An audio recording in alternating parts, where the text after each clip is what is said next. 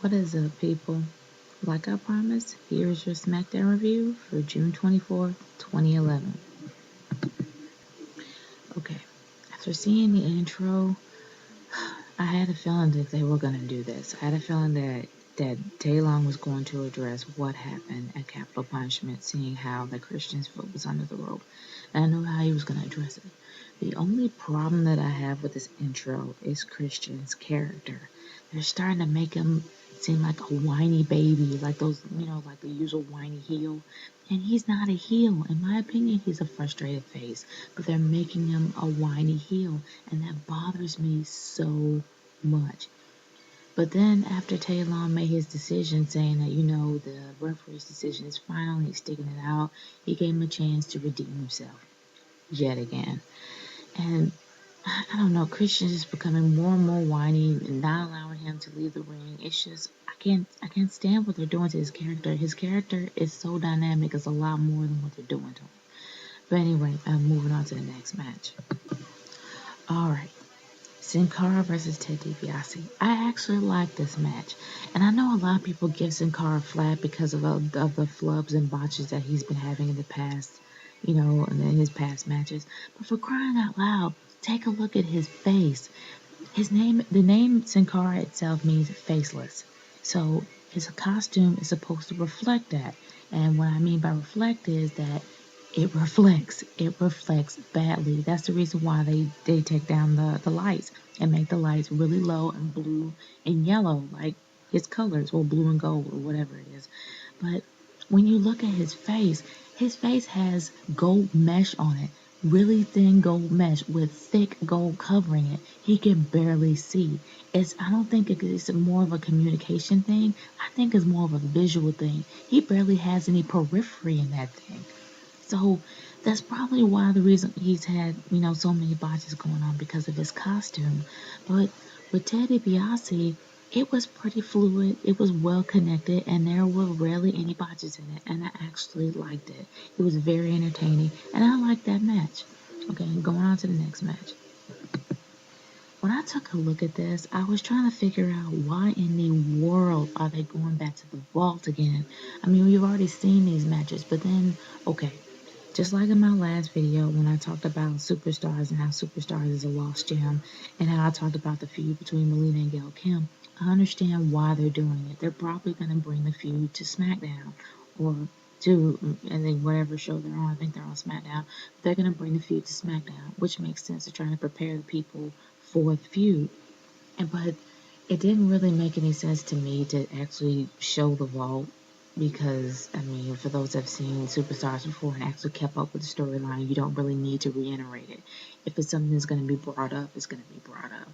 But the match itself was good, even though it's something I've already seen. It has no point in being there. But, I understand why they did it, even though they shouldn't have. But moving on.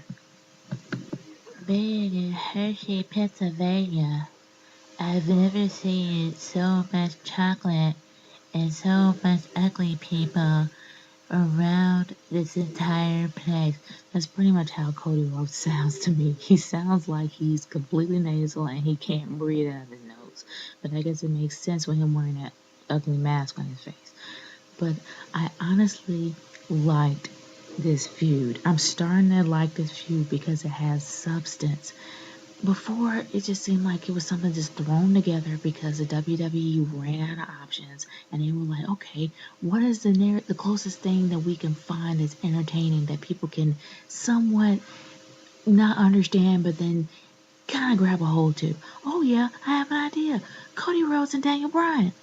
But honestly, this match finally has substance. This feud has substance, and I am liking it. I am starting to love it, especially when Daniel Bryan brought up the American Dream, Dusty Rhodes, and how he will never, ever, ever stand in the same shoes as his father.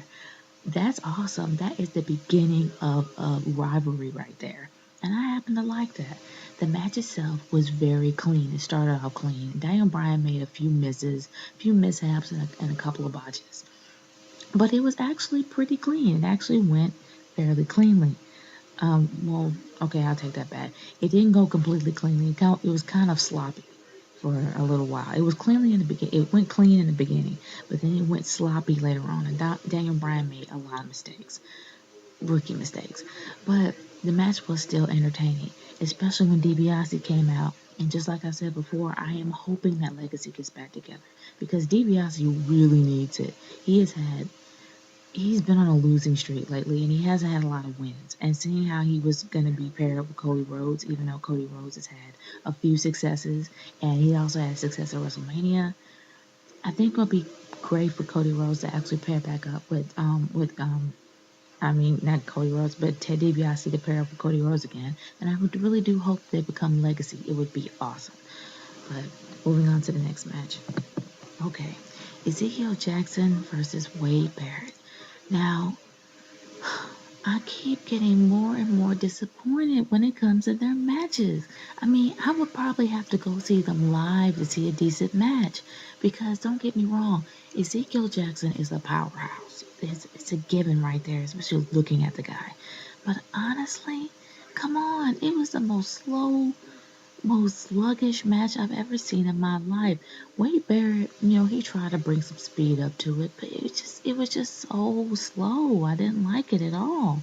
But as time, I'm kind of happy to see Wade Barrett on his own. I'm kind of happy that the core is actually gone because it will bring Wade Barrett out more because Wade Barrett has a ton of potential and it just wasn't brought out with the core there. So I'm kind of happy that the core is gone, that Wade Barrett is able to bring out, his skills and actually bring out, the best of himself. And Ezekiel Jackson brings that out a little bit. But Ezekiel Jackson himself, even though he has the title, he still has a long way to go. He didn't talk this time, which is great because he has no mic skills. And seeing how he's from South America, I think that some of his a huge language barrier there. But anyway, he didn't talk tonight, so it wasn't really much of a big deal. But backstage with Wade Barrett and with Slater and talking to Slater and Gabriel, oh my gosh, Slater has no mic skills to save his freaking life. It drove me nuts how everything he was saying was scripted. There was no emotion in it. He was like a freaking robot. But no, actually, no, I take that back. He was like an elementary school kid trying to remember his lines. It was that bad. But then when Wade Barrett was speaking, I'm like, this guy is excellent on the mic. And his accent makes it all the better for me. But oh, those two guys really get on my nerves. But anyway, moving on to that match. The Usos, finally, the Usos have a good match. And the coolest thing was that they started off with the Mari Warrior chant before they come out. And for those that don't know what a Mari Warrior is, watch the last season of Deadliest Warrior. Oh, best show ever. But anyway, I'm not getting into that. They started off with their warrior chant, and that's usually the chant that they do before they go to war. But the funny thing is, when they make that chant, they bring it. And what I mean by bringing it is they will kill you, they'll kill your wife and kids. And they mean it when they make that chant. Unfortunately for the Usos, they kind of brought their ancestors down. I mean, actually, I'm gonna put it to you nicely. They really disappointed their ancestors tonight because when you make that chant, you're ready to bring the pain, and they didn't. They lost, but it was a really entertaining match, and I happen to like it, even though I didn't want Slater to win or Gabriel to win because I can't stand Slater and his my skills. But anyway, it was a fairly decent match. It wasn't so bad. The Usos were awesome. They really did bring it. They didn't bring it all the way, but they brought it. And it was an entertaining match. So I'm moving on to the next one. Yoshidatsu gets buried again with another match by Jenna Mahal. Jenna Mahal, on the other hand, has great mic skills, very charismatic. Even though he is a heel, he's definitely attracts you to his character. My goodness, I was highly impressed at Jinder Mahal. On the other hand, I have to say that the great Khali has not done a lot to his heel turn as I wanted him to, except for the chop to the head. But there's a lot of improvement there. So I am hoping that Jenna Mahal actually brings more dynamic to Great Khali's character with his heel turn and them being partners, as well as himself becoming a heel. But it sucks how they pick Yoshitatsu. I want to bring Yoshi back up again, so Yoshi can end up becoming a lot more popular than he is in Japan. And he's very popular in Japan. But it makes me sad that he is downgraded in the States. But anyway, it's too much to ask for the WWE to bring up Yoshitatsu instead of burying him since he arrived here. Sad. Makes me really sad. For those that don't know me, I am Randy Orton. And for those that don't know me and understand me, is that I take myself very, very seriously.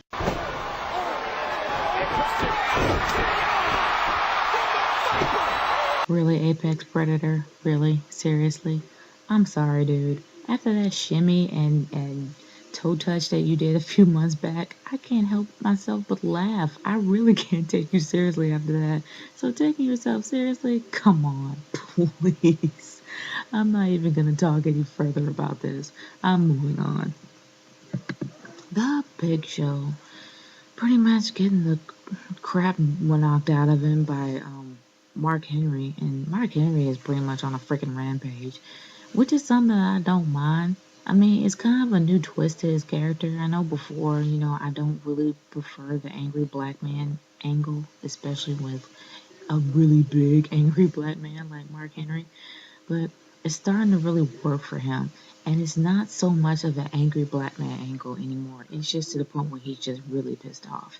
And he's just trying to get his point across. No matter who gets in his way, he is going to knock you down.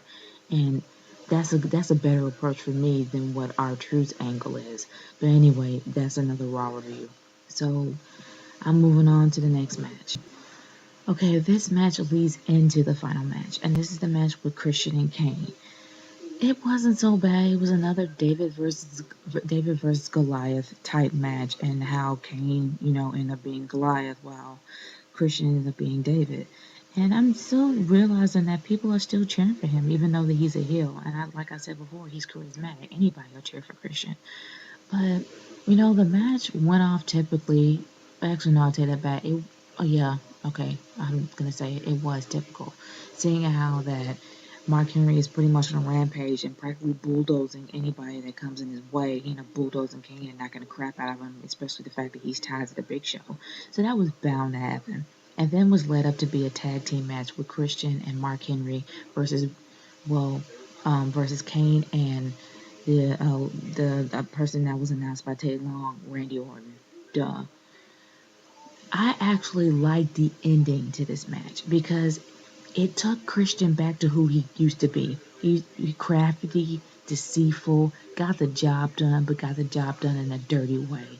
I actually liked the ending because it brought back who Christian used to be and how he got to where he was.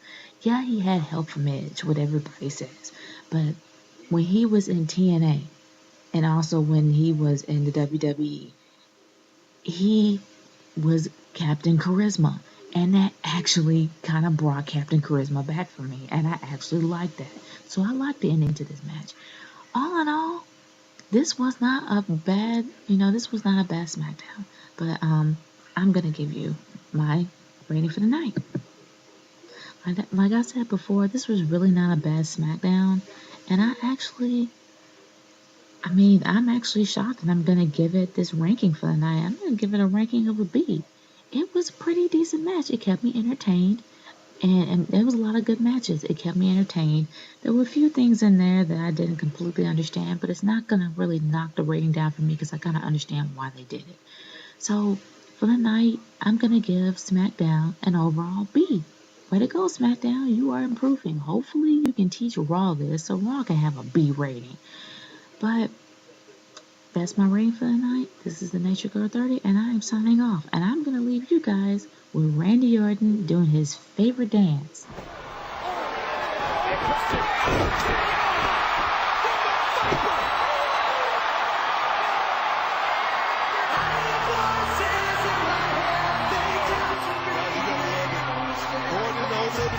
Christian's feeling real good. Randy Orton's feeling real good.